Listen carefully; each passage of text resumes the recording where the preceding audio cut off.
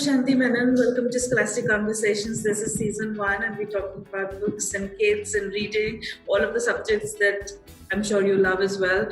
So we'll just start with a bit of your introduction. Can you just tell us a little bit about yourself?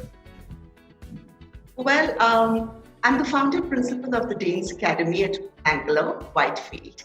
I started as a teacher and then moved into a leadership role by and by because I thought I could make the difference and I could make a change in what education is all about with children. And therefore, we set up the Deens Academy. I've been running it for the past, since I started it, we've been running it for the past 15 years. And it is a place where children are happy, and so are people who are working with me. As you said, you're the founder of 2 schools, and that's impressive. And what do you think are the essential elements that make a school?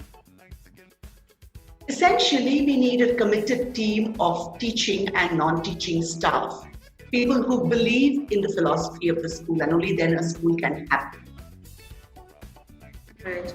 And how does reading as a skill set help students in your schools? What have you seen? We have focused on reading right from the LKG level, and we found that at that age and when they were little, the whole empowerment of being able to read is immense, and it gives them such a lot of thrill.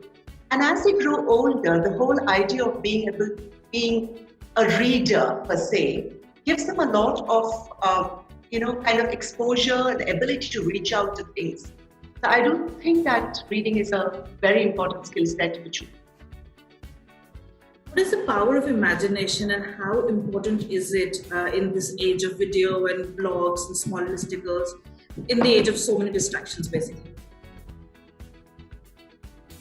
The ability to visualize, to conjure up a picture, this is a large part of what design thinking or critical thinking is all about.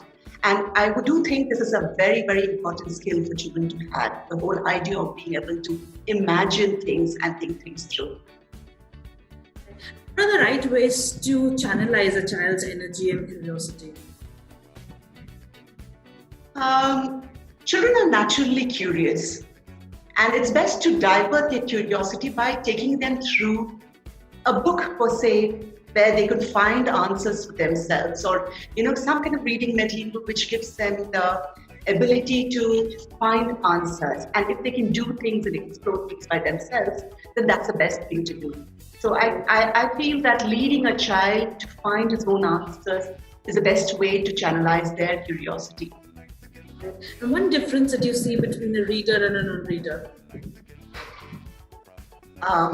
What's life if you can't read? The whole gleam in one's eyes when you start reading and imagining things.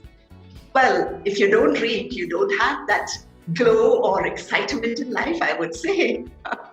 Right. And can you share a story where you've seen a non-reader become a reader? How has that been? Oh, wow. Yes, most definitely. Well, so this is a slightly longish story, okay? But I'll try and put it down as crispy as possible. So we had a bunch of grade 7 children at my Gunjan campus about 4 years ago who displayed the least interest in their English lessons or anything that meant reading up a little bit, which is even including social studies and all of that. The teacher was tearing her hair apart and out of sheer desperation, didn't know what to do with getting this class to just get on to those lessons.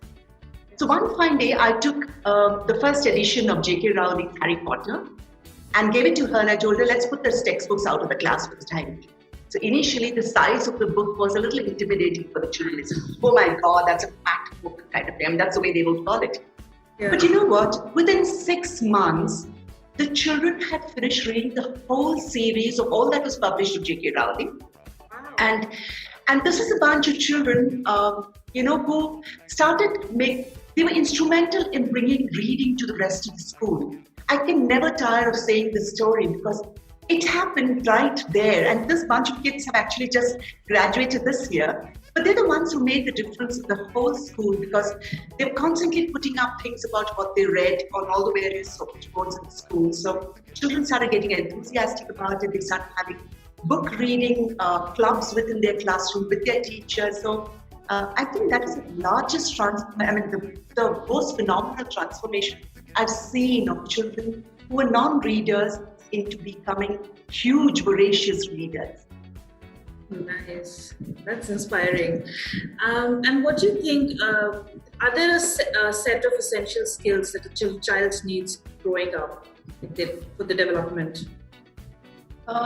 Children should build that skill of being resilient and adaptable. Things are changing at this pace at which none of us can keep pace. So this is something I think is very, very critical for children, to be resilient, to be adaptable to situations, to be able to think on their feet, and of course, to be able to work with teams, different teams at different times. I think these are very critical skills that children should have. And one advice for parents who want to get their children into reading or reading more? Well, I think a parent should walk the talk. Put off your mobile phones, put away all your gadgets if you can, and pick up a book and read. Even if it means a Kindle, just start reading. Because unless you build a culture of reading, children will not imitate what you do and therefore will not read. So if the mobile phone becomes the kind of constant occupation, then that's what your child will do. Nothing like getting your child to read. To do that, definitely. Thank you, Ms. Shanthi Menon, for joining us today. This has been a delightful session, and I hope the audience enjoys it just as much as I did. Thank you so much. my pleasure, Trishika.